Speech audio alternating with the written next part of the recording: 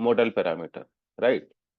So we have some loss and we want to minimize that loss, right? So assume we are having some function. That function can be anything. Function can be loss, can be mean square error, can be mean absolute error, right? And even function can be some other uh, function can be, let's say, uh, what I mean to say, that function we may maximize, we may minimize depending upon our requirement, right? So especially in case of loss, what we want to minimize losses, right? So let's say this is your function, right? Function of input, right? And here unknowns are thetas. All thetas are the unknowns, right? Theta 0, theta 1, theta 2, and theta n. These are the unknowns. X input we already know, Y output we already know, right? So X and Y are the input outputs we already know. Theta are the unknowns here. M is the number of training data points in our data set. And this is the function, right? So here we want to minimize this function, right? So wherever we want to maximize or minimize something, we will use some optimization algorithm. So gradient descent is one such algorithm, right? So I'm not saying gradient descent is the only one. There exist several optimization algorithm, but gradient descent is one of such optimization algorithm that can be used to minimize or maximize a function. So generally, gradient descent we can use to minimize something, right? If we change sign or if we do little modification in the gradient descent, it can even be used to maximize any function, right? Okay, so if we want to minimize something or maximize something, then we will use optimization algorithm, and optimization algorithm will give the parameters that satisfy our need, right? Let's say if we want to maximize something, optimization algorithm will return the optimal parameters values for which function is maximized. Function can be maximized, right? Similarly, if you want to minimize that function, it will return parameters values where the function attains minimum value, right? Okay, so gradient descent is the algorithm, optimization algorithm using which we can estimate parameter unknown parameters theta for which this MAC error is lowest minimum, right? Okay.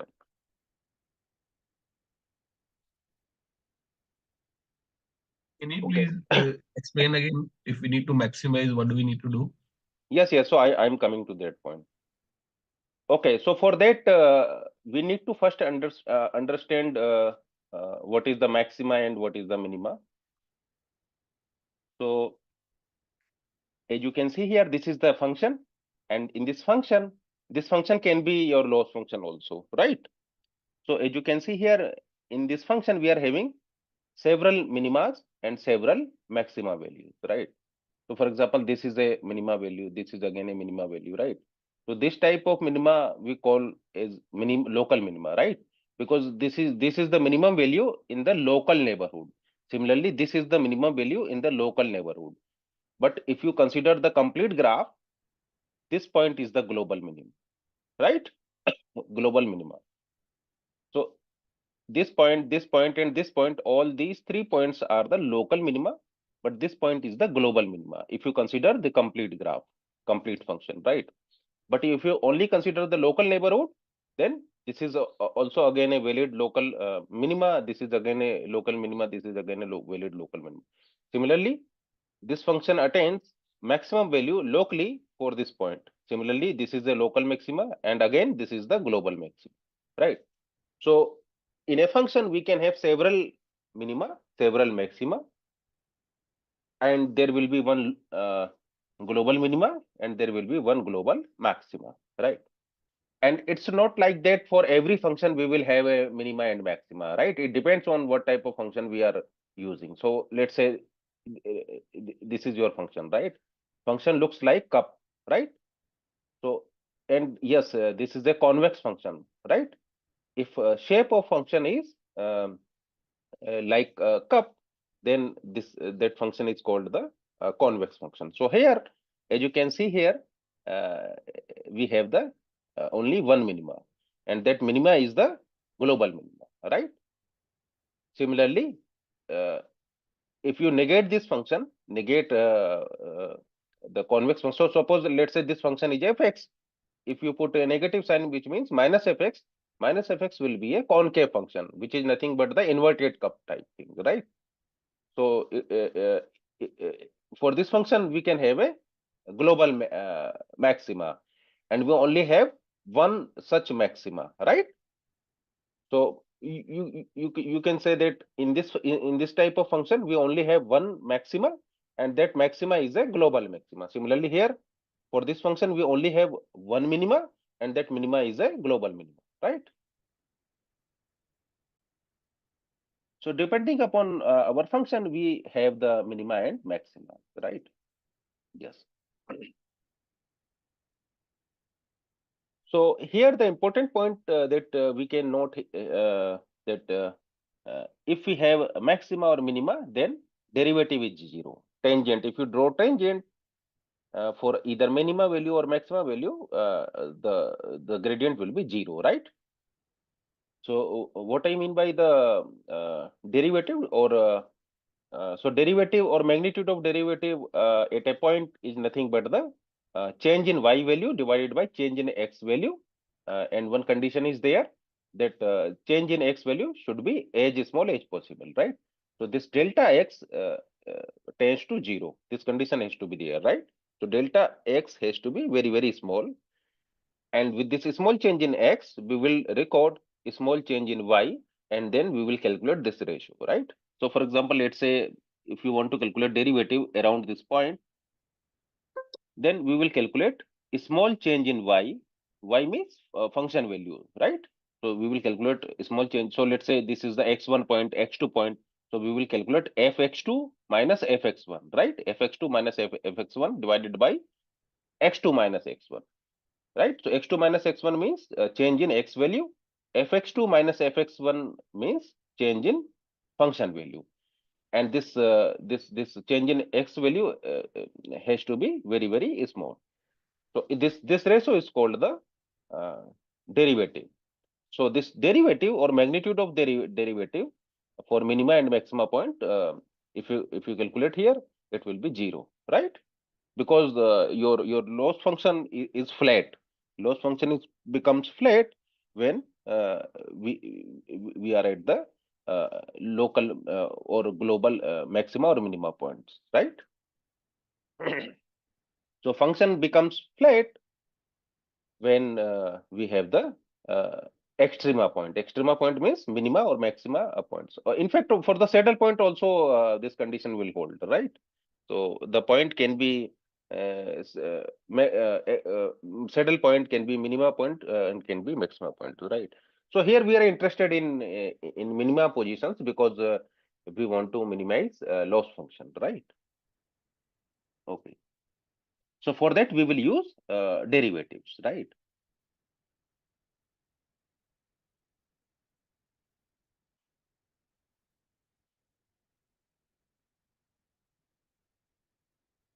So I think this derivative you already know, right? Change in y value, change in function value divided by change in uh, x value, right? So let's say this is the x1 point, x2 point. So f x2 uh, function value for this x2 point minus function value for x1 point, which means fx2 minus fx1 divided by x2 minus x. So this ratio is the derivative, right? Yes. So here one point that you can note here.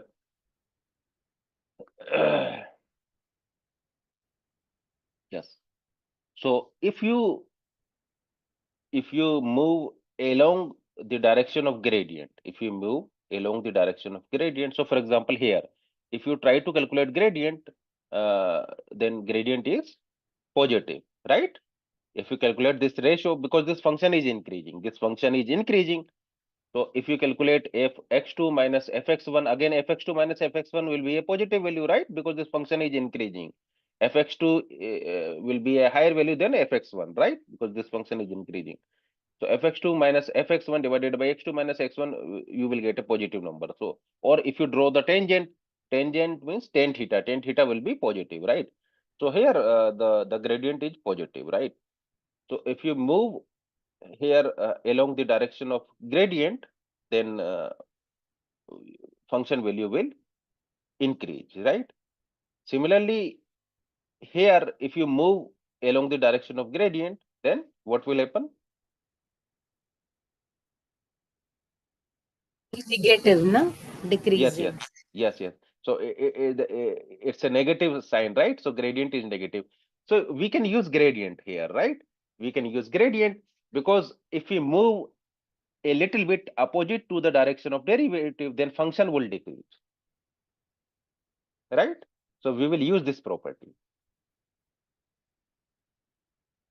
If we move a little bit opposite to the direction of gradient, then function would decrease. Which means if you move along the direction of gradient, function will increase, right? And in fact, you can verify this fact here, right? So let's say here, if you move along the direction of the gradient, function value will increase. Similarly, here, if you move along the direction, then so we will use this fact, right? We will always move in the opposite direction of gradient, right?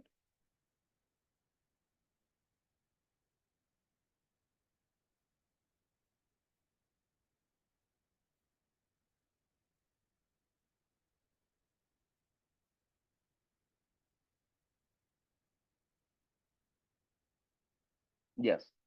So here sign is also very important. Positive derivative means function is increasing at x if we increase the value of x by a small amount. Negative derivative means it's a decreasing, right? So sign is also very important here. So here if you calculate the derivative sign is positive, which means function is increasing. If you calculate here derivative sign is negative, which means the function is decreasing, right?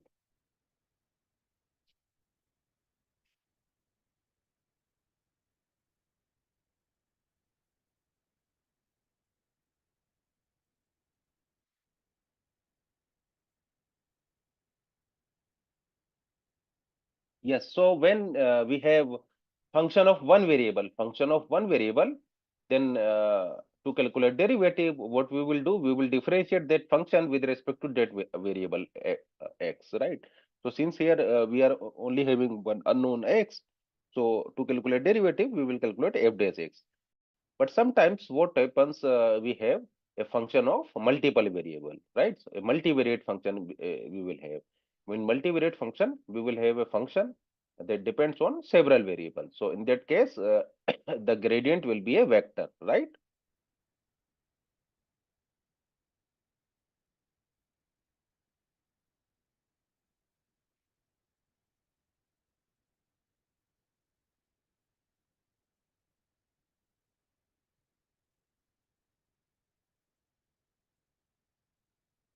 Okay. So let's verify that fact. So here gradient direction is positive, right? Gradient direction is positive, which means if you move along the direction of gradient, since gradient is positive, which means function is increasing, right? So if you move along the direction of gradient, function value will increase, right? So which means if you move in the opposite direction of gradient, function value will decrease, right? Similarly, here, if you draw any tangent, so then tan theta is negative, right? Which means function is decreasing. Function is decreasing, which means since here the direction of gradient is negative, direction of gradient is negative. So which means if you move along the direction of gradient, which means negative direction, if you move, then what will happen? Function value will increase, right? See, here gradient direction is positive. Gradient direction is positive, which means if you move along the direction of gradient, which means if you move along the positive direction, if you move along the positive direction, function value will increase, right? Similarly, here the gradient direction is negative, right? Tan theta is negative. So if you move along the direction of gradient, which means negative direction, function value will increase, right? Which means if you are moving in the direction of gradient, function will increase always, right? So we have checked this fact for the minima. Let's check. Let's verify for this. Sorry, maxima. We have verified this fact. Let's verify this fact for the minima also. So yes, here. So here, if you try to calculate the tangent, what will be the direction of tangent or sine? Negative, right? Tan theta is negative. So if you move in the negative direction here, negative direction, if you move, function value will increase, right? Function value will increase. Why increasing? Because we are moving in the negative direction, right? So in negative direction, if you are getting a smaller value, which means value is increasing, right? Because -1 is greater than -2, right? So which means if you move in the negative direction, function value is increasing. Similarly, this side also, if you calculate the gradient, gradient is positive. So if you move in the positive direction, function value is increasing, right? So this fact is true for both minima and the maxima, right? For maxima and minima. Okay, so now let's verify in the opposite direction. If you move in the opposite direction of gradient, function value will always decrease, right? So let's verify here. Here, the direction of gradient is positive. If you move in the negative direction, then function value will decrease, right? Similarly, here, if you draw the tangent, the tangent value is negative. So if you move in the opposite direction of gradient, which means in the positive side, function value will decrease, right? Similarly, you can verify for the minima position also. If you draw the tangent here, the tangent tan theta will be negative, right? So if you move in the positive direction, function value will decrease, right? Similarly here, if you draw the tangent, direction of tangent is positive. If you move in the negative direction, then function value will decrease. So if we want to minimize something, what we will do? We will move in the opposite direction of gradient. If we want to maximize something, then what we will do? We will move in the direction of gradient, right? So if we use these two facts, we can easily minimize or maximize any function, right? Any doubt here?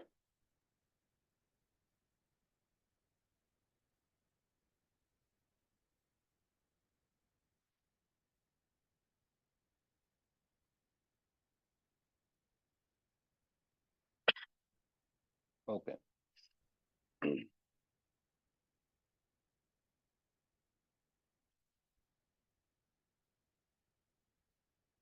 Yes. Okay, so if that function fx depends on one variable x, f is a univariate function. In this case, we can differentiate this function f dash x, and we can easily calculate its derivative, right? But for univariate function means function depends on let's say d inputs, d features are there for that function, or let's say function depends on d variables, right? X1, X2 up to xd. In that case, we cannot directly take derivatives, and in fact, we will do the partial differentiation, right? So in that case, the gradient will be a vector, right? So gradient will be a vector of size d cross 1. So d-dimensional vector we will get here. And how can we get that vector? What we will do? We will first partially differentiate that function f with respect to first unknown x1, right? Because there are d unknown. This function f depends on d unknown x1, x2 up to xd.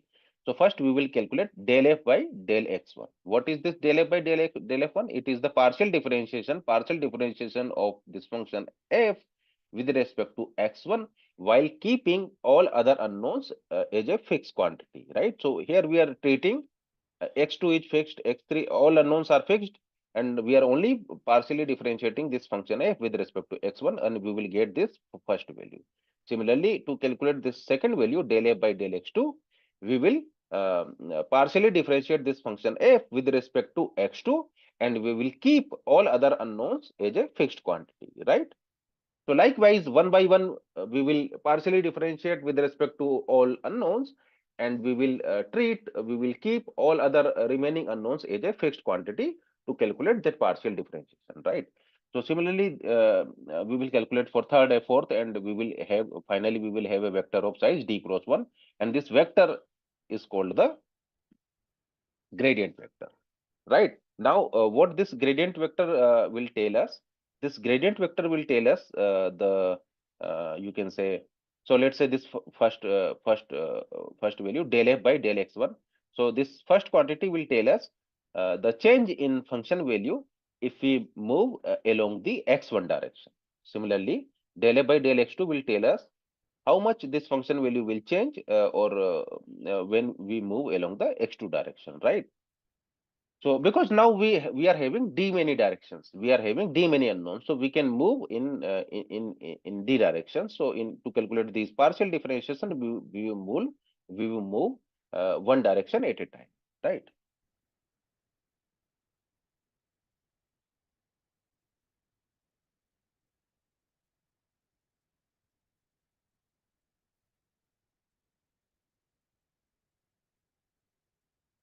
Okay.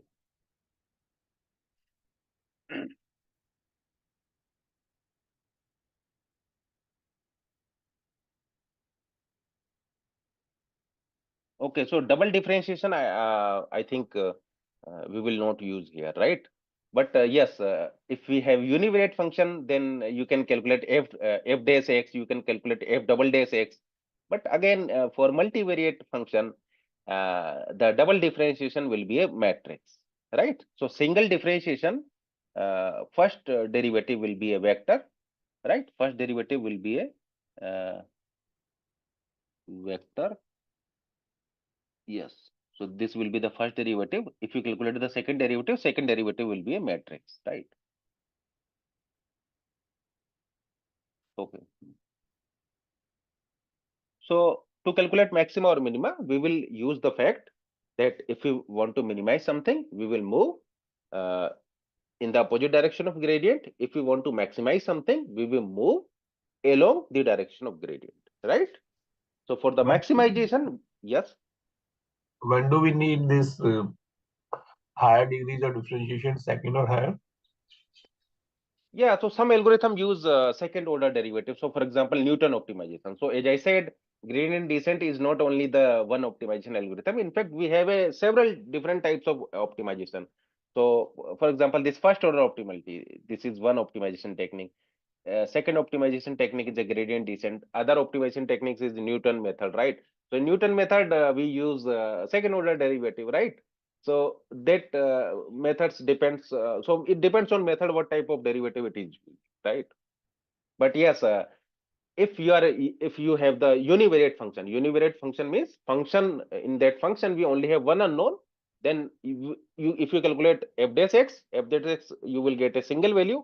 For f double dash x also you will get a single value, right? So f dash x, f double dash x, f triple dash x, you can calculate, right? So for example, sin x, cos x, tan x. So that function depends on only one unknown.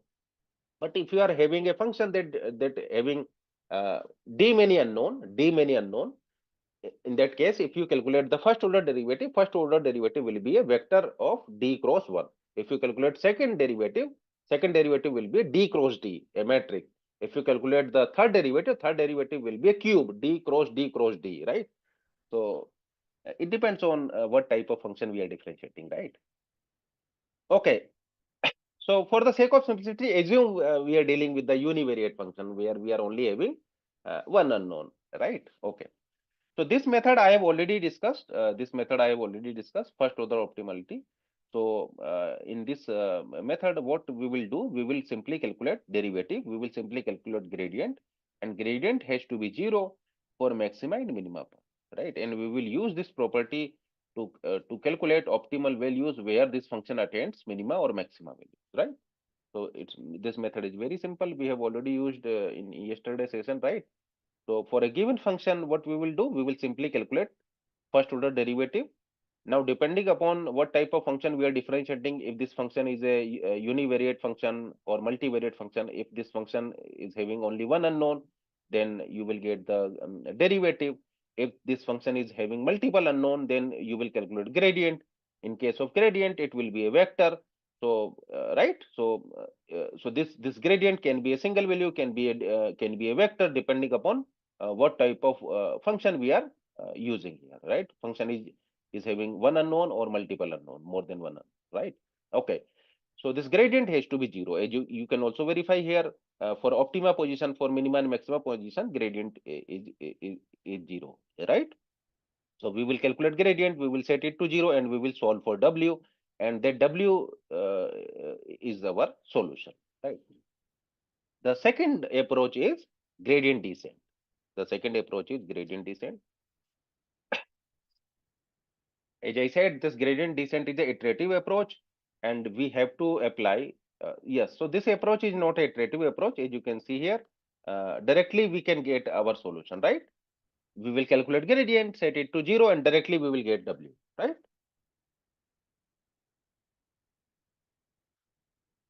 But here in gradient descent, we will use several iterations. We will use several iterations to get the solution, right? Okay, and this gradient we will use to maximize and minimize our function, right? Because gradient gives the direction of the steepest change in the function value, right? Okay, so what we will do, this W is the unknown. W here is the unknown. Now, this unknown can be a single unknown or can be a multiple unknown. We can have a multiple unknowns. What I mean by W can be a scalar or W can be a vector, right? So if W is a scalar, which means we are only having one unknown. If W is a vector, which means we are having several unknowns, right? So W can be scalar or can be vector. So here we will first initialize W. We will first initialize W vector, and then we will apply here several iterations, right, until convergence. So this convergence condition I will discuss later, but assume here we are iterating this procedure several times, right? So first we will do the random initialization. Randomly we will initialize unknown value, and then we will use several iterations. So what, sorry, so what we will do here, we will first compute gradient. We will first compute gradient using the current value of Wt, right? And then we will choose here one parameter. That parameter is called the learning rate, eta t, and we will always move in the opposite direction of gradient, right? And we will use this equation, and we will update this equation several times, right? So in each iteration we will use this equation one time, right? So Wt plus 1 is nothing but the new value. Wt is the old value minus learning rate time gradient, right? So since I am using here the negative sign, which means I am always moving in the opposite direction of gradient, right? So if I use this type of equation, I will I will be able to minimize that function fx, right?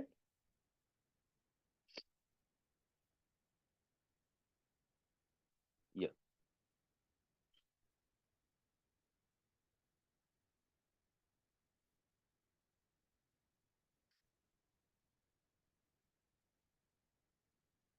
So suppose this is the function that we want to minimize. So what we will do here, first we will first randomly initialize unknown value, right? So as you can see here, this is the global minima. This is the global minima, and this is the local minima, right? Local minima and global minima.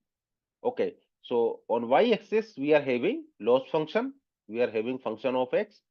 This function of x can be any loss function that we want to minimize. On x-axis we are having unknown parameter theta or unknown parameter x, right? So assume here we are having theta or w, right? W is unknown. Y-axis we are having function of the unknown w, right? So either this can be x or fx or can be w fw, right? So f or theta or f theta, right? Okay. So first we will so you can think x-axis we are having unknown, y-axis we are having function of that unknown, right? So here in first step, what we will do, we will first initialize that unknown value randomly. Now this initialization can be anywhere in this x-axis, right? So it can be initialized from this position, can be initialized from this position, can be initialized from this position. So let's assume we are initializing from this position, right? Because this initialization is random, it can be any position over this x-axis, right? Okay. So this is the initialization point, random initialization point. So for this point, what we do? We will first calculate the gradient value. We will calculate gradient. Here the gradient is positive or negative? If you try to calculate gradient for this point, what will be the gradient? Positive or negative? Negative. Negative. And since what we want to minimize something. So therefore, we will move in the opposite direction of gradient. Since gradient is negative, we will move in the positive direction, right? So we will move in the direction of opposite direction of gradient, which means we will move in the positive direction, right? Now, how can I move in the positive direction? I will use that equation, right? New value is equal to old value minus learning rate times the gradient. So gradient is here negative, right? So we will move in the opposite direction. Right? So this is my new value of unknown, right? This is the old value of unknown. Old value of unknown. After using that equation, I will move to the new position, and this is my new value of unknown theta, right? Okay, now I will repeat the same procedure. Again, I will calculate the gradient and I will move in the opposite direction of gradient. Still, my gradient direction is negative. So I will move in the positive direction of gradient, right? Again, I will use the same procedure. Now my gradient direction is positive. I will move in the negative direction, right? So after iterating several times, now I have reached to my uh, minima positions, right? So this is how this algorithm will work, right? We will always move in the opposite direction of gradient. Any doubt here? So in this case, as you can see, we have converged to a local minima, right? We have reached at local solution, right? So it depends on initialization, how well we are initializing the parameters unknown, right?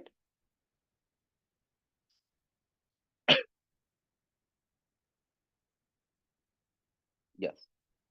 So new value of unknown is equal to old value of unknown minus learning rate times gradient. And why I am putting here the negative sign? Because I want to move in the opposite direction of gradient. So this negative sign is for the, we are moving in the opposite direction of gradient, right? If gradient is positive, which means we are moving in the negative direction.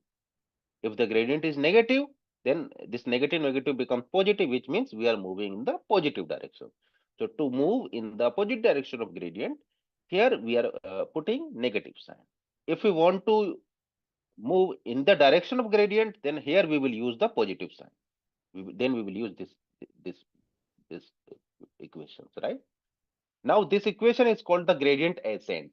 So opposite of gradient descent is gradient ascent. So if you want to maximize something, then we will use gradient ascent.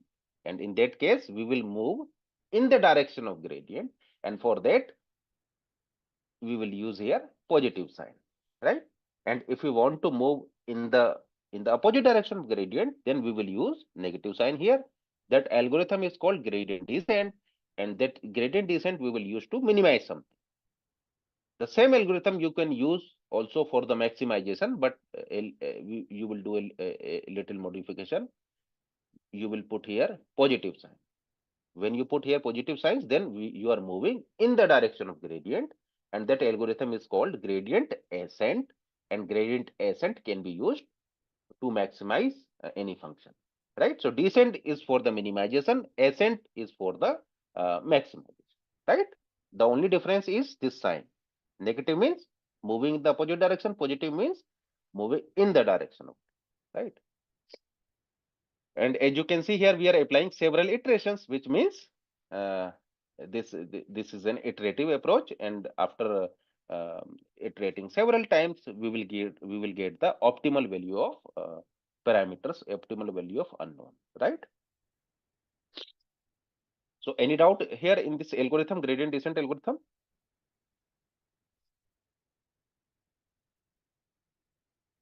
Okay, so this update old value to new value. WT is the old value, the unknown that we have before applying this update. WT1 T plus 1 is the new value of unknown after applying this update, right? So before applying this update is the unknown value is WT. After applying this update, unknown value is WT plus, right? So from WT, we are reaching to new value WT plus 1, right? And what is the amount that we are shifting here? Eta t times GT. So eta t times GT, we are shifting this WT value, right? Which means, as you can see here, this shifting, this shifting is the, yes, this arrow size is the shifting that we are doing in the W. So this is the WT and this is the WT plus 1. And WT plus 1 minus WT is nothing but this shifting. And this shifting is the eta t times GT, right? The you can say this arrow length, right? This arrow length is the shifting in the unknown, right? Now this shifting in unknown, which means WT plus minus WT is nothing but the eta t GT, depends on two value. It is depending on gradient value, magnitude of gradient GT. It is also depending on ET, right? So let's say if your running rate is high, if so this eta t is again a hyperparameter. Eta t is a hyperparameter that we will tune using cross validation, right? We will use cross validation to find the best value of eta t. So eta t is a hyperparameter, but the interesting point that you can note here is if the value of learning rate is high, which means that shifting will be large, right? If eta t is high. Similarly, if the magnitude of gradient is high, that shifting will be high, right? Yes. So here, if you try to calculate gradient, the magnitude of gradient will be large, right? Magnitude of gradient will be large. So therefore, here the this shifting is high, right? But here, if you calculate the gradient is magnitude of gradient is small. So therefore, this shifting is small. The length of this arrow is small, right? Because this length of shifting depending on depends on two values, eta t and gt. If gt is a big number, big magnitude, if we are getting for gt, the length of arrow will be large, right? Similarly, if this eta t is high value, which means the shifting will be high, right? Similarly, if eta t is low, value of eta t is low, then the length of arrow will be low. And if gt is low, then also the length of arrow will be low, right?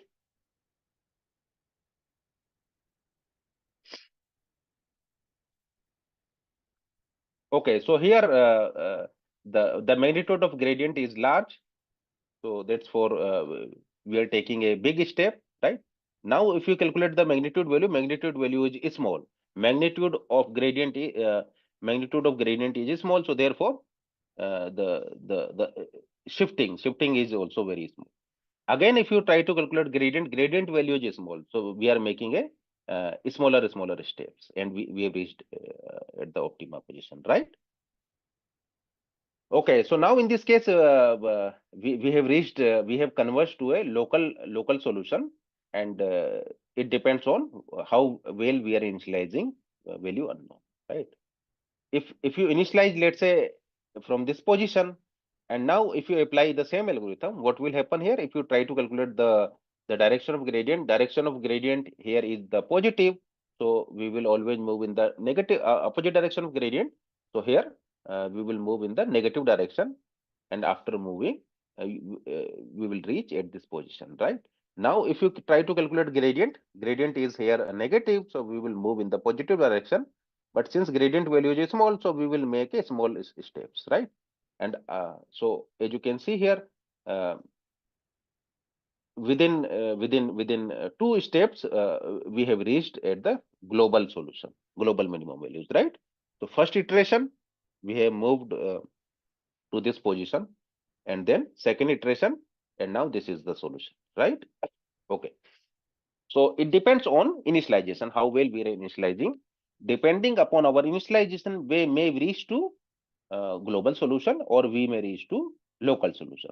So this algorithm gradient descent does not guarantee to always give the global solution. But yes, we will get some solution. That solution can be local, can be global, depending upon what type of function we are minimizing, right?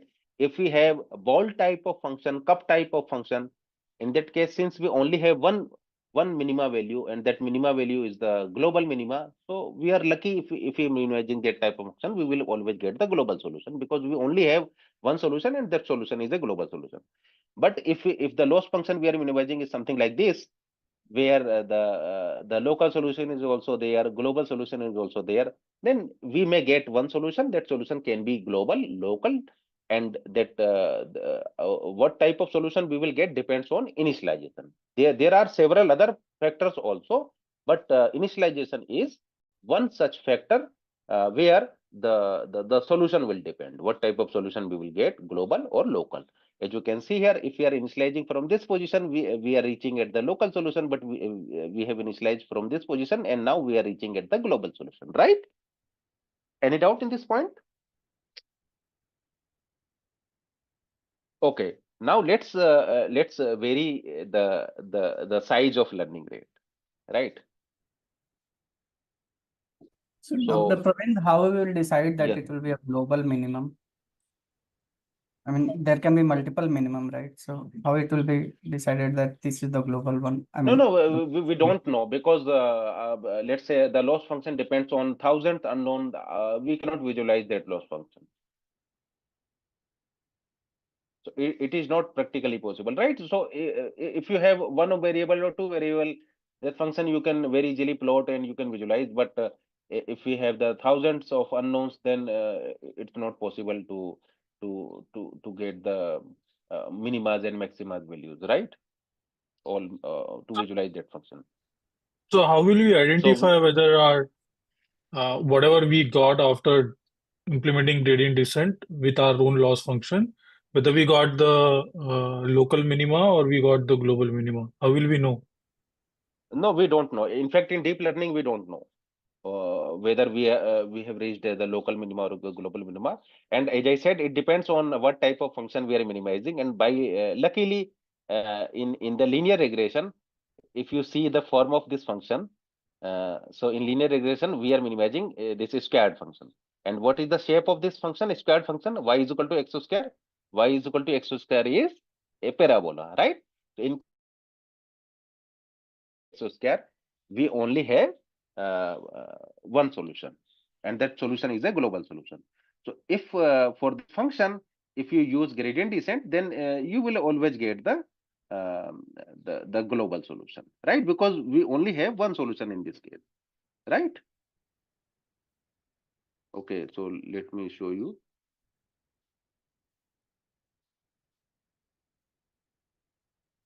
So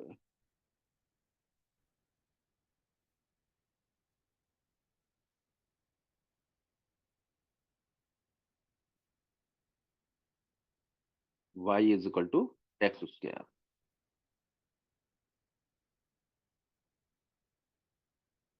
Sorry.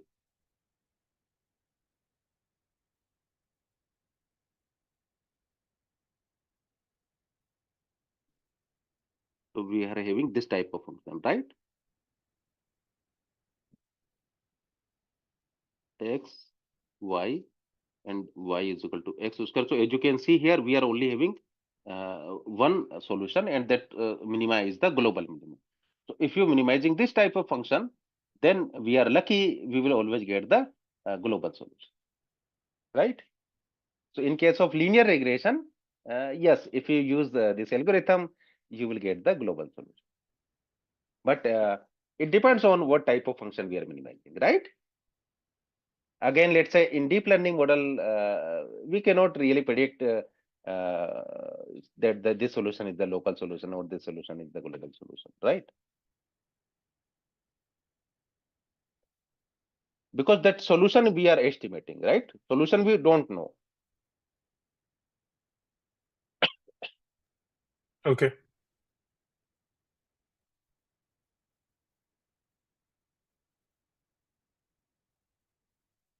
Okay.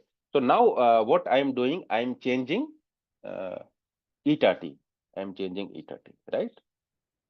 So we have seen that if gradient value magnitude of gradient is high, then the size of arrow will be large, and if this gradient is magnitude of gradient is small, then the size of arrow will be or the shift or the length of arrow will be small, right? Now we will change eta t. We will vary learning rates, right?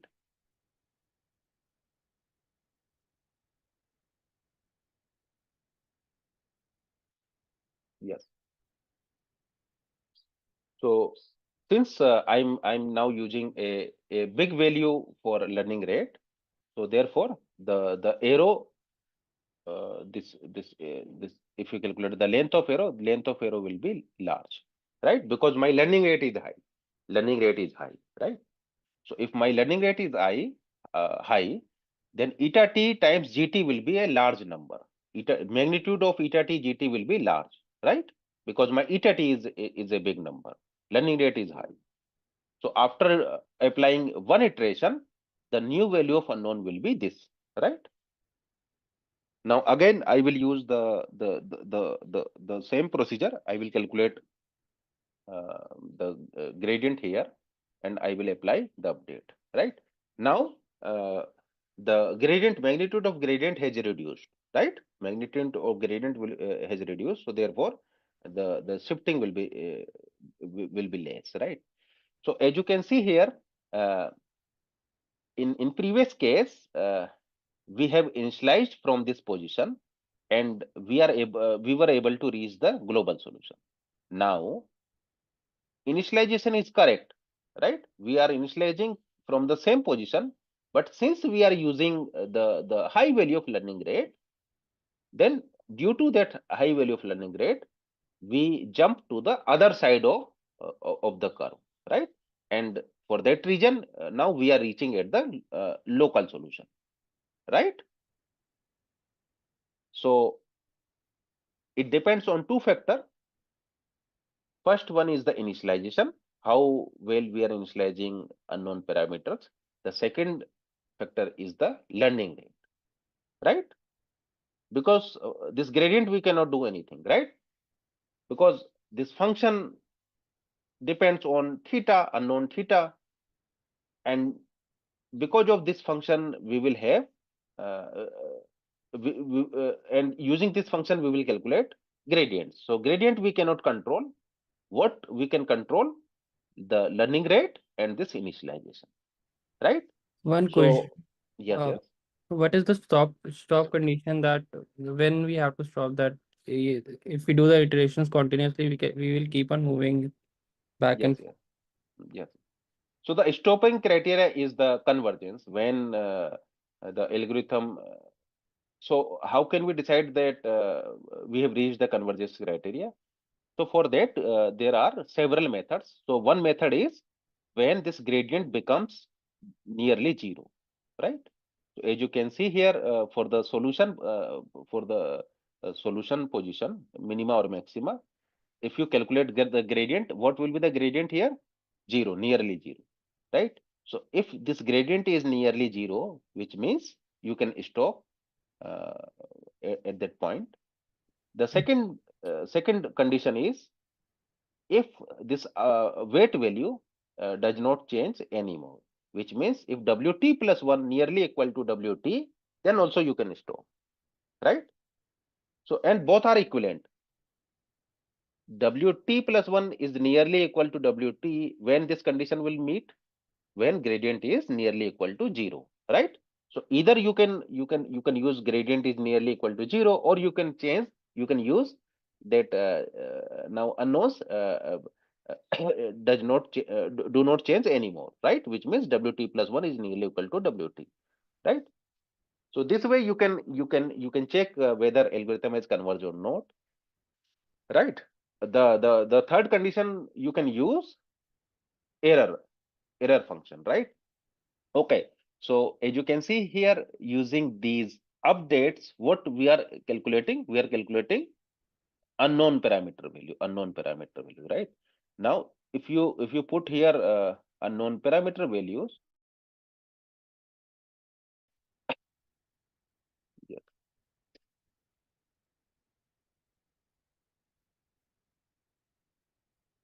yes, if you put unknown parameter value here, then you can calculate this error, right? So for the optimal value of unknown, this error must be minimum, right? So what you can do, you can define here that this much error you can tolerate, right? So for example, epsilon error you can tolerate. So whenever this MAC is less than epsilon, you can stop at that, right? So either you can use this MAC to decide the stopping criteria, which means okay, so gradient descent will give you the unknown value theta, right? You will use that unknown value theta here in calculating this loss function. And if this value of this loss function is below certain threshold, so for example, you have predefined that this much error I can tolerate, epsilon error I can tolerate.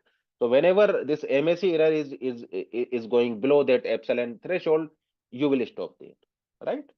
So you can use error to decide that criteria. You can use gradient values to decide that criteria, or even you can use this condition that if WT plus 1 is nearly equal to WT, which means the parameters let's say are not changing, then also you can stop there, right?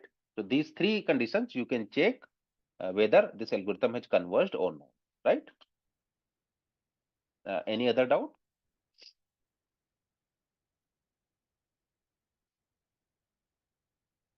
Okay. Okay, so we can get the global solution, we can also get the local solution, and it depends on two factor, initialization and the value of learning rate, right?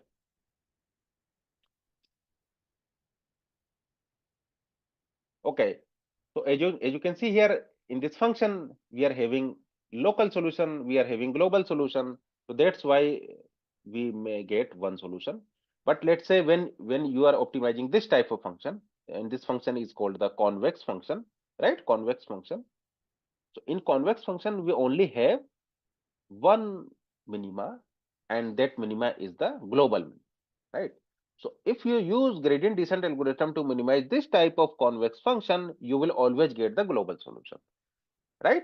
So let's say even if you initialize from this position or this position or this position, any position, if you initialize, you will always reach to the global solution, because in this case we only have one solution, and that solution is the global solution, right? So in this case, learning rate or initialization, these factors do not matter, right?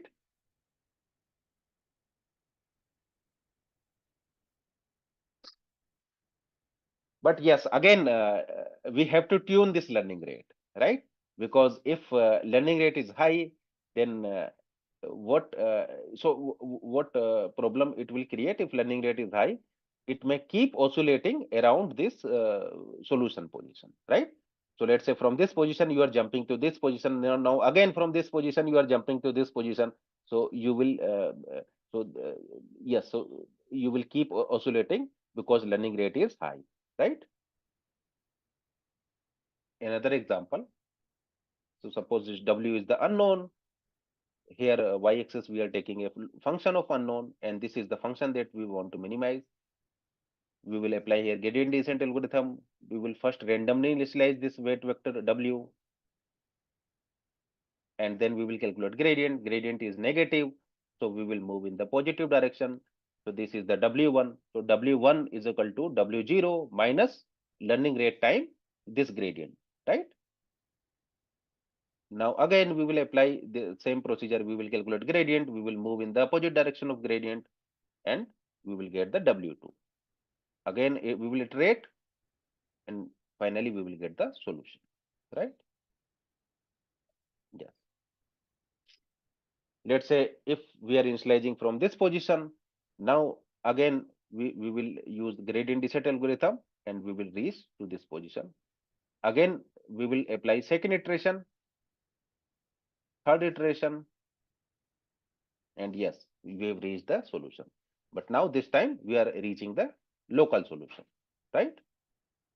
Because of initialization. Now learning rate, as I said, is also very important. If learning rate is very high, then we may keep oscillating around this position. So let's say we have started from this position, learning rate is high, you can move to this position, and you can keep oscillating. And in fact, this algorithm may even diverge if learning rate is very high. So it's not like that we can take very high learning rate. Even we cannot take very low value of learning rate. Okay. So what will happen? Can you answer this question? What will happen if we are taking very small value for learning rate?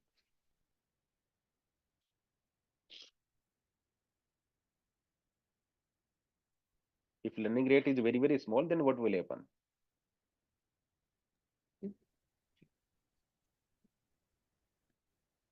The size of length of arrow will be very small, right?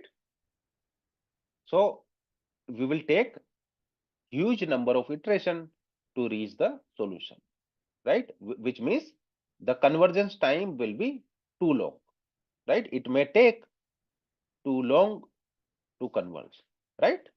Because learning rate is very small, so therefore you will make a very little steps. So therefore it will now in this case it will take a huge number of iteration to reach this solution value, right? So, So sir, we cannot. Yes. so let's say in 4 or 5 iterations, I reach to the global minima. Mhm. After that, we will do more iterations to find more minima. Is it what we do generally? Like how at what iterations we will conclude like it is end and we find the global minimum. Yes. So I already discussed the three criteria, right? If the gradient value is small, GT is nearly equal to 0, or let's say WT plus 1 is nearly equal to WT, or the value of loss function LW is small enough. Let's say if LW is less than some predefined threshold epsilon, then also we can stop, right? So we will use any of these three criteria to stop our algorithm, right? Because we don't know this is the global solution and this is the local solution. In this illustration, since I have visualized this loss function, then you are able to say that this is the global solution, this is the local solution. But assume this loss function is a function of 1,000 unknowns. Now you cannot visualize a 1,000 unknown function, right? Because we can only visualize 2D, 3D, but we cannot visualize 1,000 direction, 1,000 dimension function, right? Okay. So we really don't know whether the solution is a local solution or global solution. So what generally people do, they initialize model randomly 4 or 5 times, and they select the model that gives the best accuracy. But again, this method will not guarantee you that you will get the global solution, but chances of getting the global solution will increase, right? Because you are initializing randomly. So maybe first time you are initializing from this position, another time you are initializing from this position. So you will do the several random initialization, and you will choose the model that maximizes your accuracy, or that minimizes your loss, right? So, sir, my question was how many times we will initialize, how we will know that how many times to initialize and No, we then, don't know. okay. So you may take 5 random initialization, you may take the 10 random initialization. It depends on how much time you have to solve that problem, right? And how much resources you have to solve that problem. Because it may possible that within one go you can reach the solution. So yes, if you apply this gradient descent, it will give you a solution. Now that solution can be the local solution, can be the global solution. So it's not like that using this procedure you will not get the solution. You will always get the solution, but the problem is that solution may be the global solution, may be the local solution. Right now, the what type of solutions you are getting, global or local, depends on two types, two factors. First is the learning rate, and the second is the initialization. Right. So what you will do, you will train several models in parallel. Right. So you will train several models from scratch in parallel. And what modification you will do in parallel training of all these models, you will change learning rate, you will change the initialization. Right. And after training multiple models parallelly by changing learning rate and initialization, you will pick the model that maximizes your accuracy, that maximizes your accuracy, or that minimizes your loss function the most. But still, using this procedure, you cannot claim that the solution that you are choosing is the is having the global solution, right?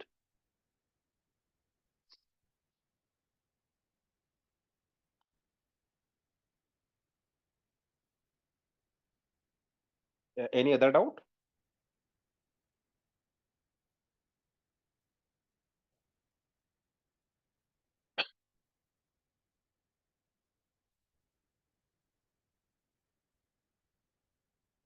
Okay. But yes, since we are using this algorithm to minimize um, linear regression, and linear regression we are using squared function, mean square function. So there it will not create any problem, because square function is a convex function. So we only have one solution. That solution is a global solution. So you will always get the global solution, right? You will always get the global solution, even if you use the gradient descent in linear regression, because linear regression, the form of loss function is a convex function. Loss function here we are optimizing is a convex function. That the loss function only have one solution, and that solution is a global solution, right? But let's say if you are training a deep learning model, in deep learning model we are having loss function that depends on millions of variable, millions of unknowns are there, right? So because let's say if you take any deep neural network contains millions of parameters, millions of unknowns are there, right? So now that loss function depends on millions of unknowns. You cannot visualize a loss function that is having millions of unknowns, right? Because in that complicated loss function, there can be even thousands of optima, thousands of minimas are there, thousands of maximas are there. How can I know that this is the local or this is the right? Because I can only train deep neural network in a finite amount of time. So it's not like that infinite time I will train deep neural network to get the optimal solution, to get the global solution, right? And one property is also there in deep neural network, that we may have multiple solutions, but all solutions are equally good. So it's not like that in global solution you will get a very good value, in local solution you will get a very bad value, right? In global and local there is very little difference is there when you are dealing with the loss function having very high dimensions, right? Having, let's say, millions of dimension, then that million dimension loss functions, global and local, are roughly you will get the same thing, right? Very little difference is there. But let's say if you are optimizing a 2-dimension function, 3-dimension function, there it will create the problem, right?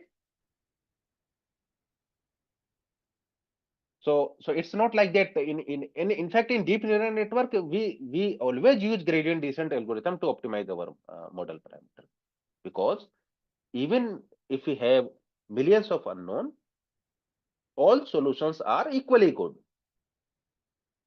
right? Very little difference is there between the global and the local solution, and it's also theoretically proven fact, right? So let's not worry about this global and local thing. Only focus that we are getting the solution, right?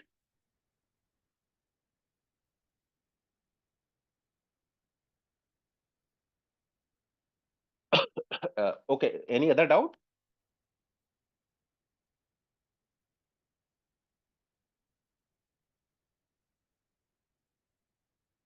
Yes, but yes, we cannot take a very high value for learning rate, otherwise it may keep oscillating, and in fact it may start diverging also, right? So for example, if learning rate is very high, then you may do this type of oscillation, and it may even diverge your algorithm, right? And at the same time, we cannot take the very small value for learning rate, otherwise it will take too many iterations for the convergence, right? And one more thing, when you have a large value for learning rate, then you can reach to the other side of the this loss function, right? Because let's say if you want to reach from this position to this position, then you can go only when learning rate is very large, right? So for example, let's say you are initializing from this position, now if you only use a small value of learning rate, you will always reach to this local solution, right? Because the step size will be small, and you will stuck at this position. But let's say you are starting from this position, and if learning rate is high, then even if you are starting from this position, since the learning rate is high, you can jump from this position to this position.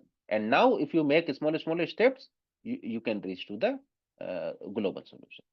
Isn't it right? So high learning rate will help you to move from one position to another position of this loss function, right? So if you are stuck at this position, if learning rate high, you can directly jump from this position to this position. That you can also visualize here, right? Learning rate is high, so you can jump from this position to this position. Now it may solve your problem, or it may also create another problem. So for example, here, since initialization was good, but since you have moved to the other side of the loss function, now you are reaching to the local solution. In this case, let's say you are on the wrong side, and since you are using the high value of learning rate, so you will shift to the correct side of the function, right?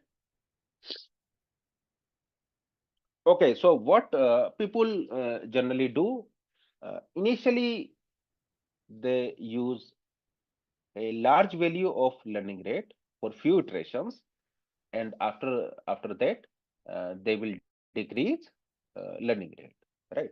So for example, let's say you are training your model, let's say 100 iterations, and maybe for the 20 iterations you will use a high value of learning rate, and then you will so let's say learning rate is 0.1, point 1 for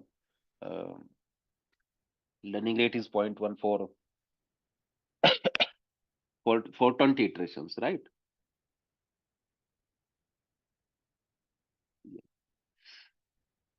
Let's say you are training your model for 100 iterations, learning rate is 0.1 for first 20 iterations, then 20 to 50 you can use 0.01 learning rate, and then 50 to 75 iterations you can use 0.001, and then 75 to 100 iterations you can use 0.0001. So this scheme, this policy, this scheduler you can also use, right?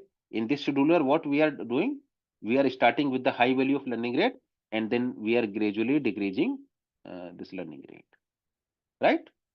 So first 20 iterations we are using large value of learning rate, then we are decreasing this learning rate. 20 to 50 we are using 0.01, 50 to 75 we are using 0.001, 75 to 100 we are using 0.0001, right?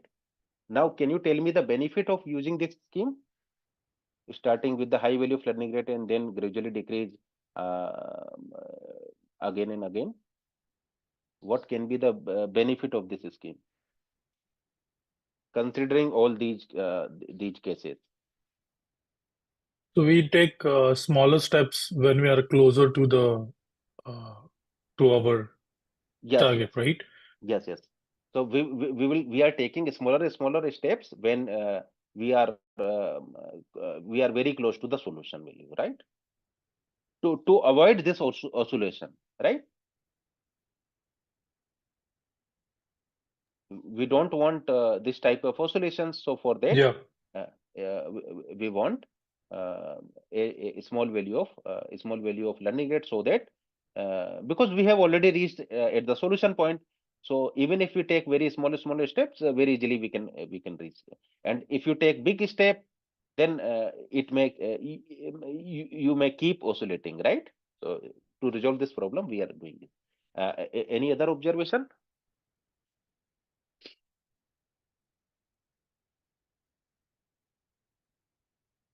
Okay, so let me ask this question: Why are we taking a high value of learning rate initially? Because it may create oscillation.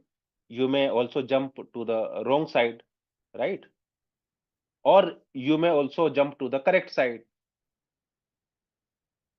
Then why we are taking high value of learning rate for first few folks, or for first few iteration?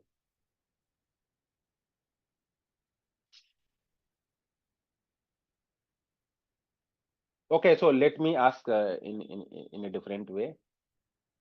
Suppose you are optimizing a loss function LW, and there are several solutions. So let's say there are 1,000 solutions. 999 solutions are the local solution, and one solution is the global solution, right? So as you can see, most of the solutions are the local solution, and only one solution is the global solution, right? So chances of being on the correct size is very less, right? Because 990 times you will be on the wrong side only, right? So even if you use a high value of learning rate initially, the chances of getting on the correct side will increase, right? Because only one solution is the global solution, all other solutions are the local solution. So local solutions will be in the extreme majority, right? 990 times we are having local solutions, only one time we are having global solution. So even because we are using this logic, right? We are moving according to this gradient direction, right? So it will help to reach in the good region. So that's why initially we will take a high value of learning rate, and then we will gradually decrease this learning rate. But this is But one policy, one such policy.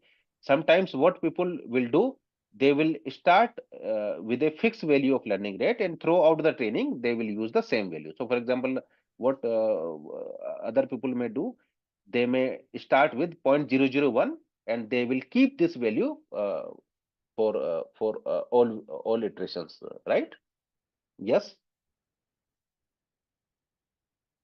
But isn't that, I mean, if we start with a higher learning rate and then reduce it, assuming that we are on local minima, and then we may jump and go to the global one, isn't that matter of chance rather than you know a factor that yes, if we start with higher and lower, there is a high possibility we'll go to local global minima. Yeah, no. So here the problem is, so when I say 0.1, it's not like learning rate here you will use 100.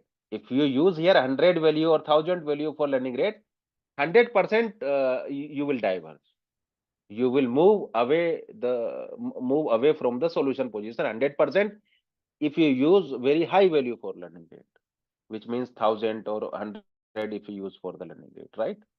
So this 0.1 is again is not a very high learning rate, right? And the another justification is when we are optimizing a highly complicated value of highly complicated loss function, bad regions we are having in majority, right? In fact, here the problem is we cannot visualize a million dimension loss function, but you can imagine million dimension loss function where the number the percentage of bad regions will be very high, right?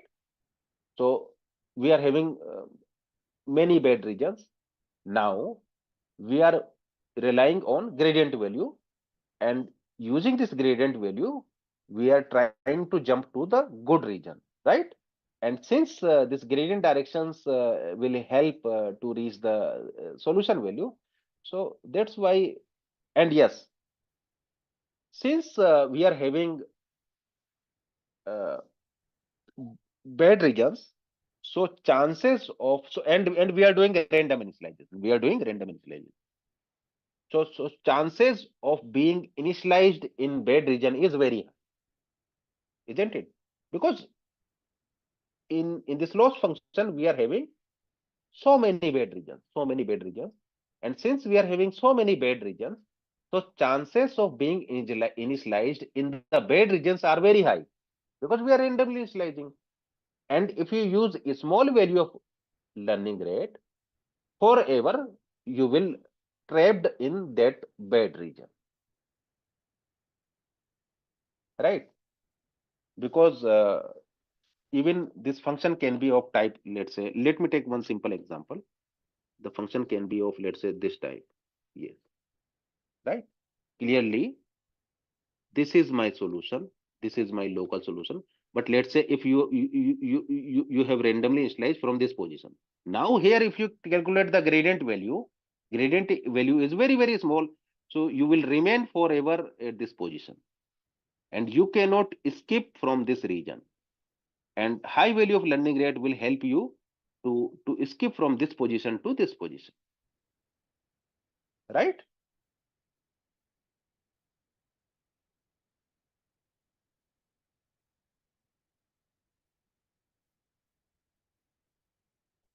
Okay.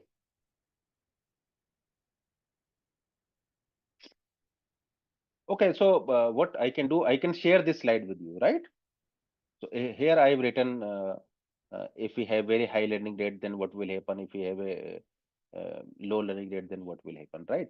So again, very low learning rate is a problem, very high learning rate is a problem. So learning rate should not be too low, should not be too high, right?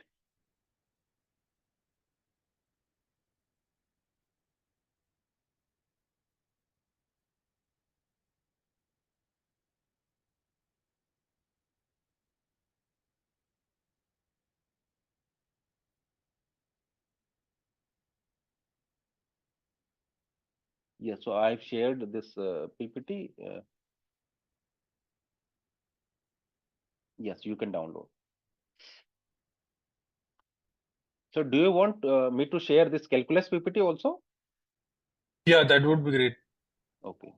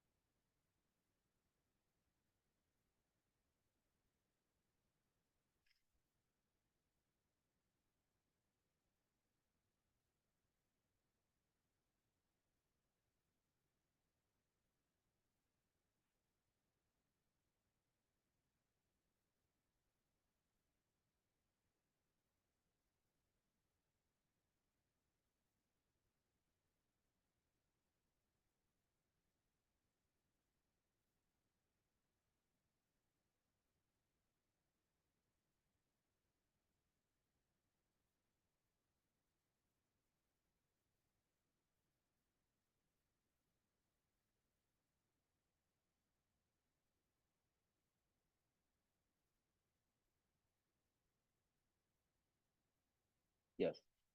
So here I have one visualization. So maybe I've given a link for this visualization in PPT. So you can try several values of um, initializations, right? Okay. So can you see this screen?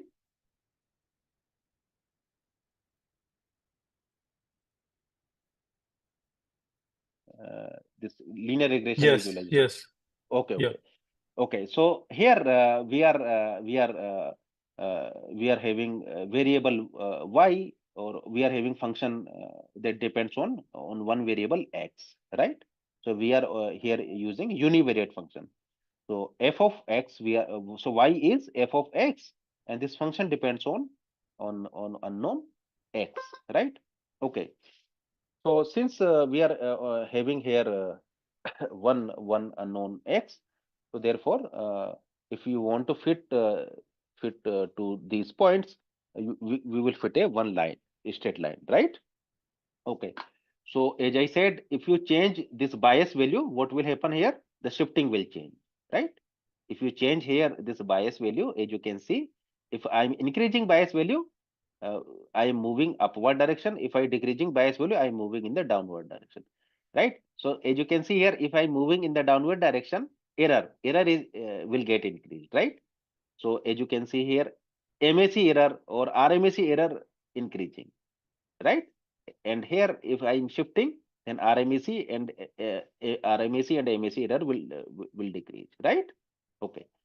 If I change weight value, the orientation will change, right? Right. So here, if I change weight value, orientation will get changed, right?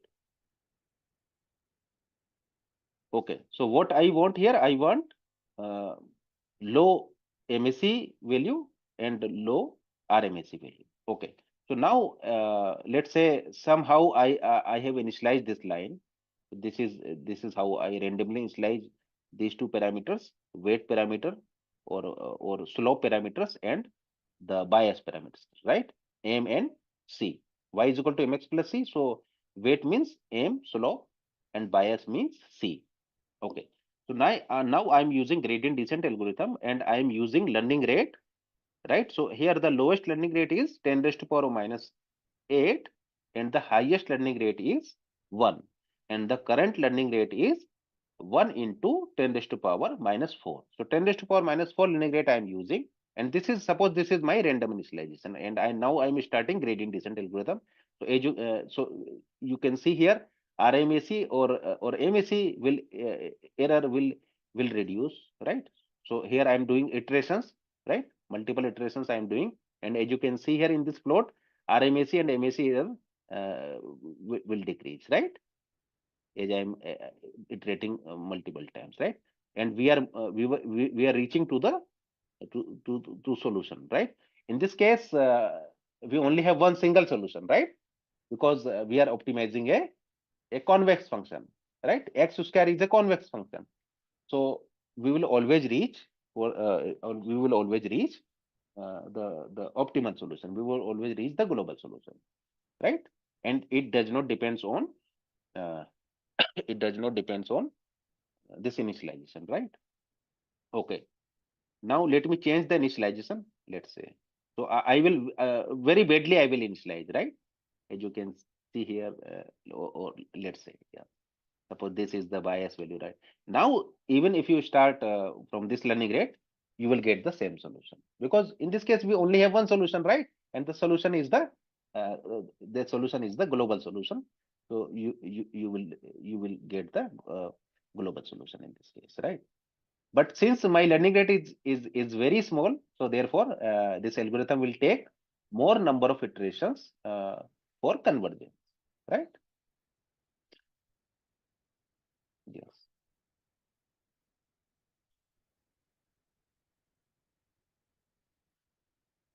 Now what you can do, you can start learning rate. So now I will use very high value for learning rate, and you can see it. It will start undulating, right?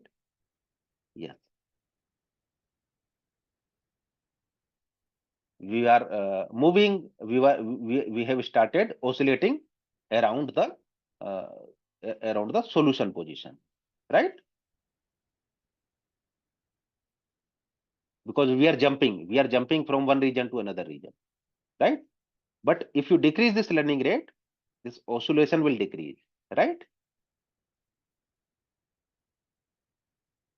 But if you increase this learning rate, it will start oscillating, right?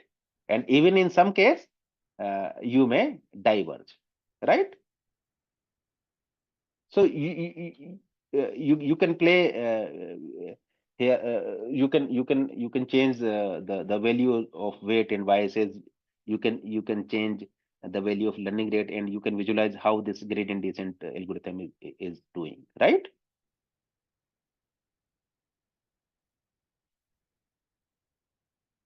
Any doubt here in this visualization?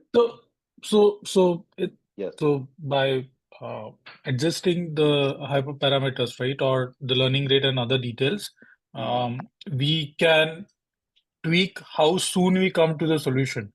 Yes, But irrespective exactly. of that, we will finally arrive to a same solution, right? I mean, it's not that these will actually impact the theta values. Yeah, because in this case, we only have one solution. It will impact when we have, let's say, 100 solutions. One solution is the global solution and 99 are the local solution. So we Okay. will get Yeah. one Oh, solution. got it. But the problem here is we only have one solution. So that's why even if you initialize with any value of weight, any value of bias, any value of learning rate, you will reach to the same solution, because the same solution here is the one single solution, right? Okay, so let me fix the weight and biases. Suppose weight is -4 and bias is also, let's say, um, okay. So assume weight is -4 and bias is this default value. Now I am changing learning rate. Yes. So assume my learning rate is 0.01, right? Yes. As you can see, very quickly I reached to the solution, right? Again, I will use this the same algorithm. My initialization is again same. Weight is -4 and bias is the default value.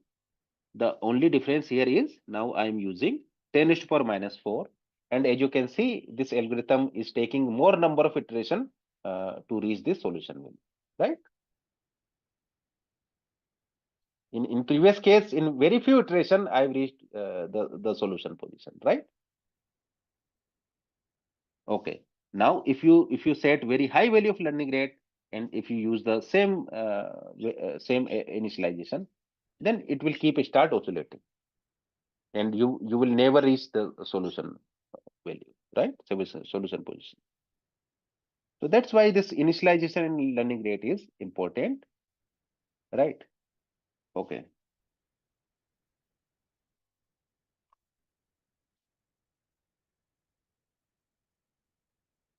So I will quickly go through these PDF file, because I've already covered all content here, right?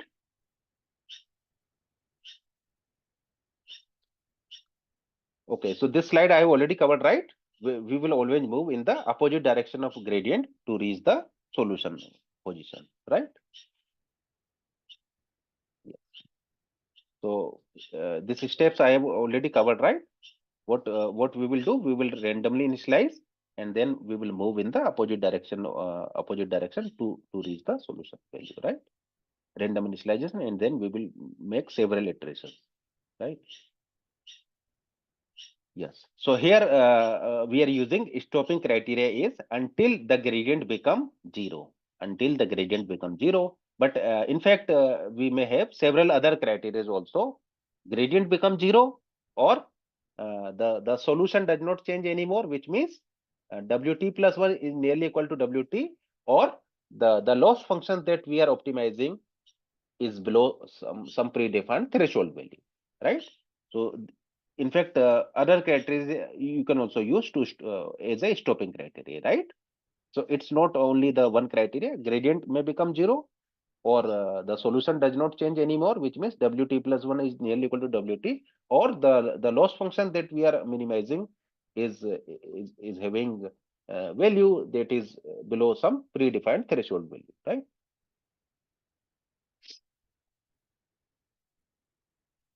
Yes. So Random initialization I have already covered, right? So we will initialize randomly, and then we will make these steps, right? And since here we are using MAC, but MAC is not only the loss function. You can use MAC, you can use mean absolute error also you can use, or in fact you can also use any other function, right?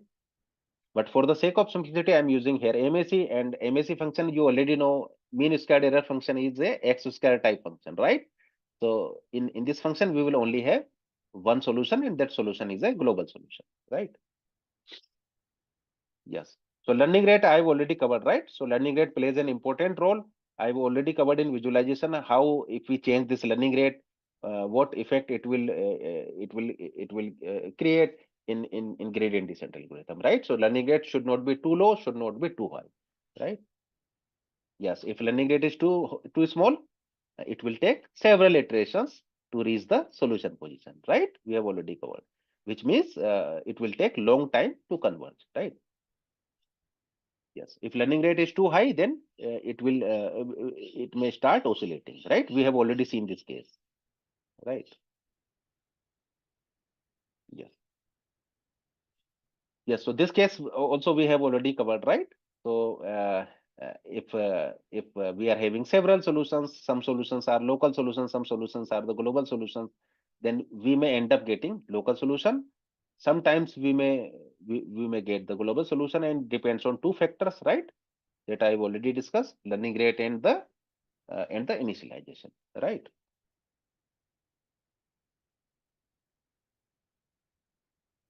Yes.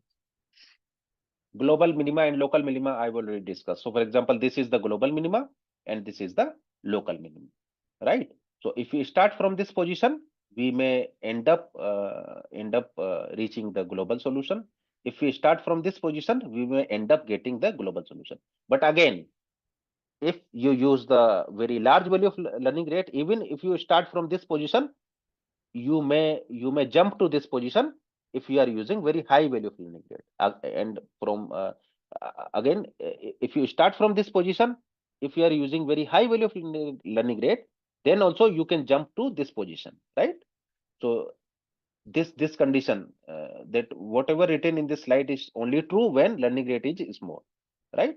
If you use very high value of learning rate, then even you can jump to this direction from if you start from this side, or if you start from this side, if learning rate is very high, you can move to this direction, right? So if you start from left, converge to local minima, right? If you start from right, converge to global minima. These statements are only true when we use the small learning rate, right? Okay. Yes, if we start from the right, uh, uh, we will reach to the global minima only when the learning rate is small, right? If you use high value of learning rate, you may jump to this side also, right? Yes. MAC cost I have already explained, right? MAC is a X square type curve.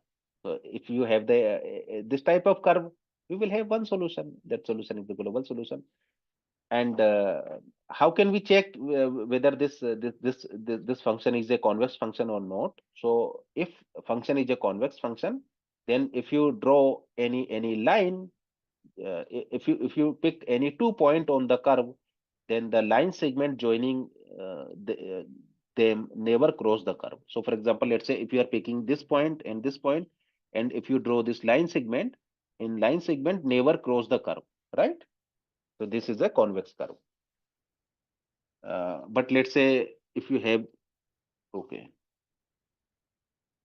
if you have this type of curve, now if you pick this point and this point, and if you join these 2 points, then as you can see here, this point crosses the curve, this point also crosses the curve, which means this curve is not a convex function, right? But here, if you pick this point and this point, if you take any point on this line segment, that point will never cross this curve, right? So this is a convex function. This is not a convex function, right?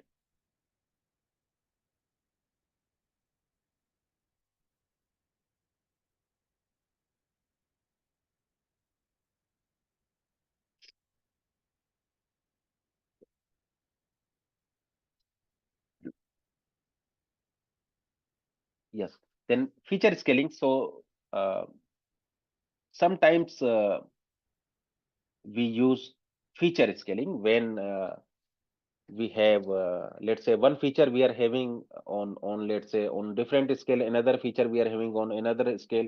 Then we use feature scaling so that we can bring all feature on the same scale. So for example, let's say we are having two features, weight and height, right? So height can vary from single digit to single digit, can vary in the single digit, right? The weight can vary in double digit, right? So scale are not same.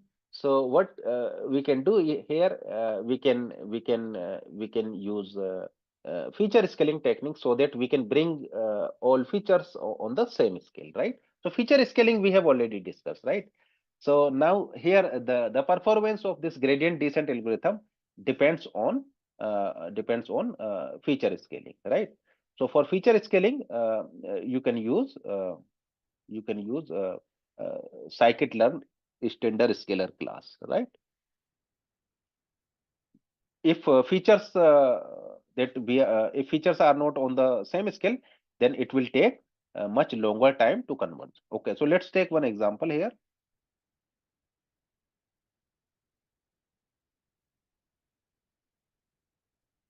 Yeah.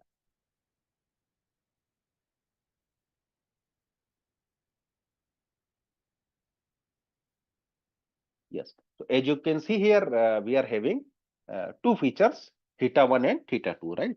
So this is my first feature, this is my second feature, and as you can see here, the scale is nearly same for both feature, right? This feature is also moving from this to this value.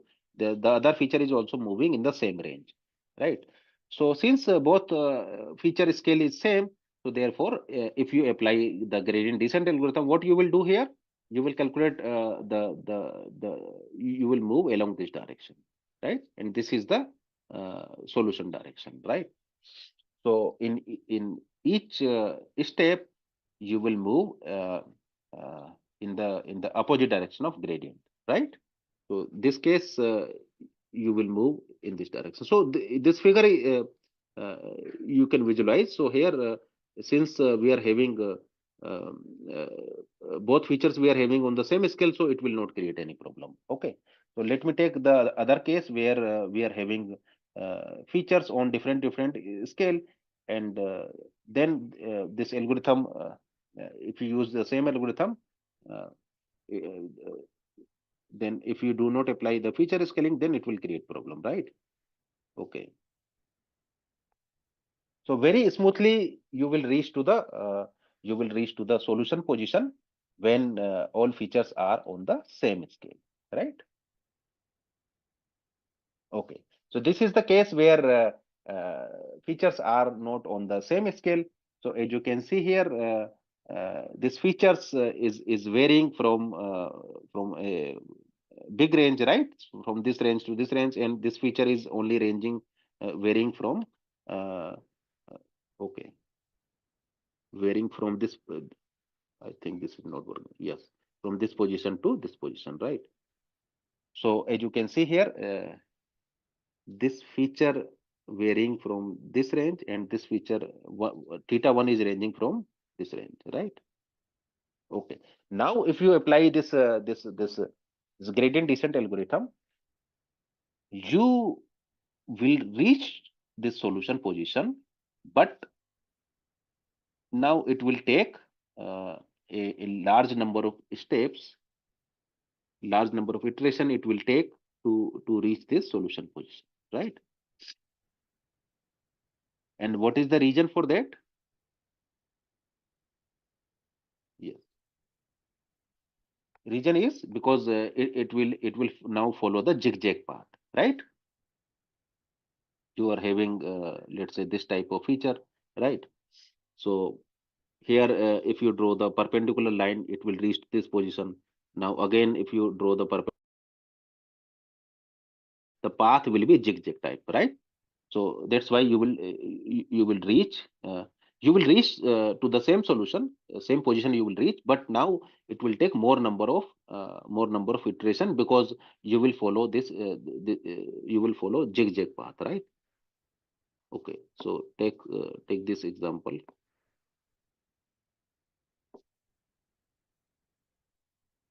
Yeah, suppose you are starting from this position, so now you will take this zigzag path, right, to reach this solution. In previous case, very smoothly we were reaching to the solution, but now we are following this zigzag path, right? So it will increase number of iterations, right? So it's better to use feature scaling first and then apply gradient descent, right? Because it will reduce our effort. It will reduce the number of iterations required to convert this algorithm, right? Any doubt here? Okay, so feature scaling is very important here, right? If all features are on the same scale, then this algorithm very smoothly will reach to this solution position. If features are not on the same scale, then it will follow the zigzag path, and it will now this algorithm will require more number of iterations to reach the solution value, right? Okay, so this in this figure we are visualizing the cost function versus unknown. So here we are using two feature values, feature 1 and feature 2, and this loss function depends on two unknowns, feature 1 and feature 2. So in this case, this loss function will be in 3D, right? In 3D. So let's say you are starting from this position again. You will use the same procedure. You will draw here the gradient, right? And you will move in the opposite direction of gradient. But since now you are having two features, so gradient will be a vector, right? Because now you are having two directions, feature one direction and feature two directions. So you will get the gradient in two direction, right? Gradient along feature one direction, gradient along feature two directions, right? Because gradient will be a vector of size 2 cross 1, because there are two features, right? So first you will differentiate this function, partial differentiate with this function with respect to feature 1, and then you will differentiate with respect to feature 2, right? So this case I have already discussed, right? When we are having multiple features, right? But the concept is same here. We will move in the opposite direction of gradient for minimization, or for maximization, we will move in the direction of gradient, right? So here, do we add these differences No, when no. we take the next step, both uh, directions? sorry. Let's say we want to go to the next point. So do we add the differences for differentiation? No, we will not add. We will. So here also we are having several types of algorithms. So let's say if you are using coordinate gradient descent, in coordinate gradient descent, what it will do, it will shift the position. It will move steps one direction at a time, right? So for example, if you are moving along feature one direction, then you will keep feature two fixed. If you move feature two direction, then you will keep feature one as a fixed value, right?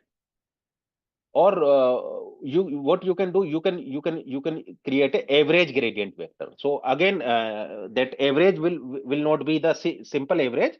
Here you will do a vector summation. So for example, let's say okay, so let me, yes, so suppose this is your first gradient, this is your second gradient. Now average gradient will be this vector, which is nothing but the vector summation of these two vectors, right? This is your first vector, second vector. So the resultant vector will be 1 plus 2. But this is not the simple summation. This is a vector summation, right? Vector 1 plus vector 2, you will get this resultant vector, right? So now you will update using this resultant vector, right? The other algorithm is the coordinate gradient descent that uses one update at a time, right? But let's not discuss coordinate gradient descent. You can think here we will update using this vector, right? Because now since you are having two features, feature 1, feature 2, so there will be two partial differentiation, right? Partial differentiation of this function with respect to, let's say, feature 1, and partial differentiation of this function with respect to feature 2, right? So there will be two entries. So let's say this is your first uh, uh, gradient, second gradient, and this is the resultant gradient, right? Any other doubt? This we can do for any number of dimensions, right? Yes, so for any number of dimension, but it that resultant will be a vector, right? Yeah. So because it is not a scalar, so directly we cannot add or we cannot average, right? We have to use vector addition, right? To get the, because here we are having two things, magnitude plus direction, right? So we are dealing with the vectors, so we will do vector additions here in this case, right? Okay.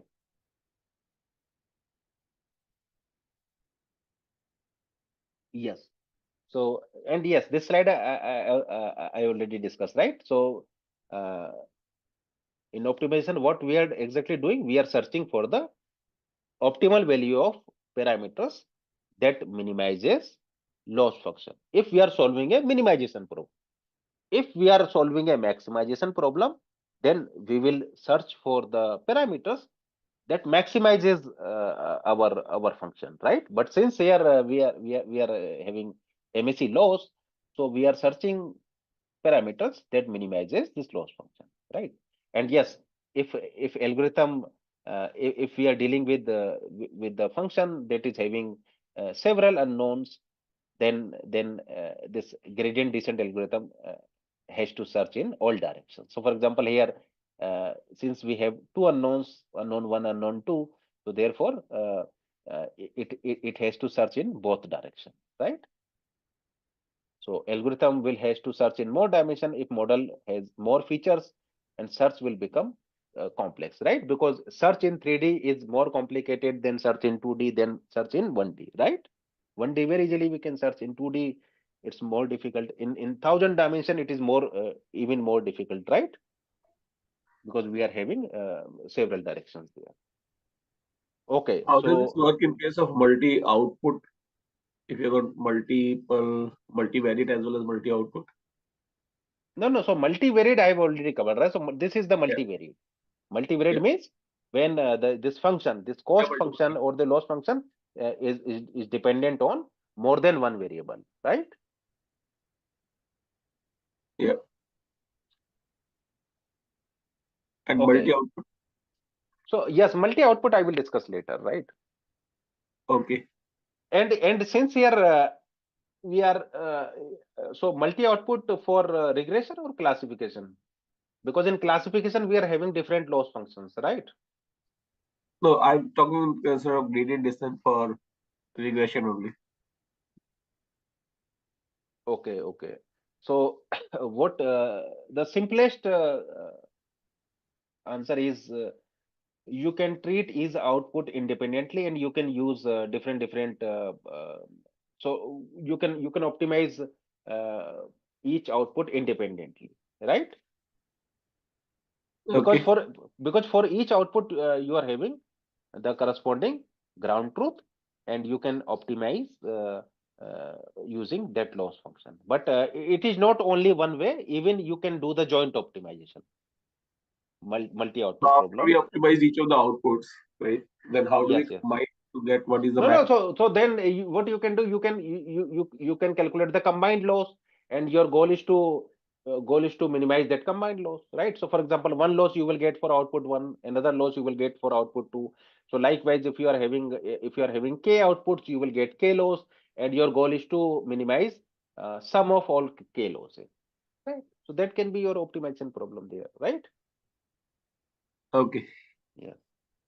Okay. So gradient descent algorithm, there are three variants of gradient descent algorithm, batch gradient descent, stochastic gradient descent, and mini batch gradient descent, right? So one small difference is there in all of these three algorithms. In all of these three algorithms, we are calculating, we are using the same equations. We are only using this equation, Wt plus 1 is equal to Wt minus learning rate times gradient, right? The only difference is, and yes, in all these three variant, batch gradient descent, stochastic gradient descent, and mini batch gradient descent, we will do random initialization, we will use several iterations. The only difference is this calculation of GT, right? In batch gradient descent, we will use all training examples to calculate gradient, right? Okay, so what is this gradient? Gradient is nothing but the differentiation with respect to loss function. Differentiation with respect to loss function, right? So if you are calculating this gradient using all training examples, that variant is called batch gradient descent. If you are calculating this gradient only using single example, that variant is called the stochastic gradient descent. If you are calculating gradient using a subset of training example, that variant is called mini batch gradient descent, right? So in all these three algorithms, the only difference is how you are calculating this gradient, right? Equations remains the same, all steps remains the same, initialization remains the same. The only difference is how you are calculating GT, right? In batch gradient descent, you will use all training examples to calculate this GT. In stochastic gradient descent, you will only consider one example at a time to calculate this gradient GT. And in mini batch gradient descent, you will consider a subset of training example to calculate this GT, right?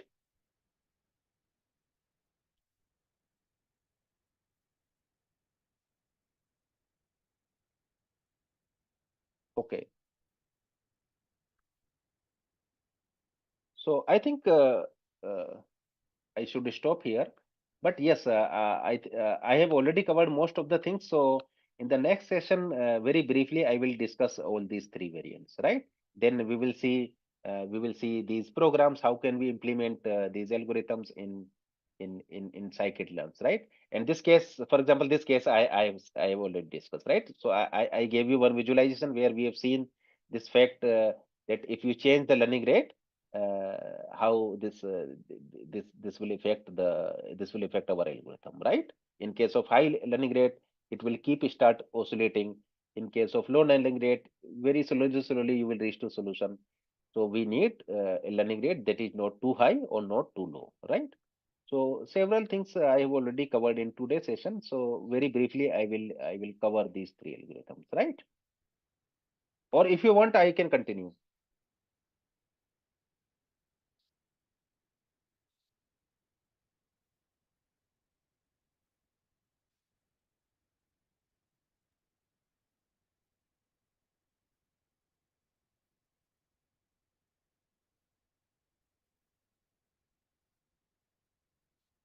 I'll prefer to do it next week.